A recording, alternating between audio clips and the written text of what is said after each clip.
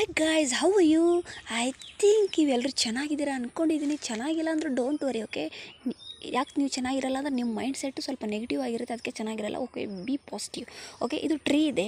ಈ ಟ್ರೀನ ನಾನು ಈ ಪೆನ್ನಿಂದ ಓಕೆ ಹಿಂಗೆ ಇದನ್ನು ಕೇಳ್ತೀನಿ. ಓಕೆ, ಇದೇನೋ ಬೇಜಾರು ಮಾಡ್ಕೊಳ್ಳುತ್ತಾ ನನ್ನ ಮೇಲೆ?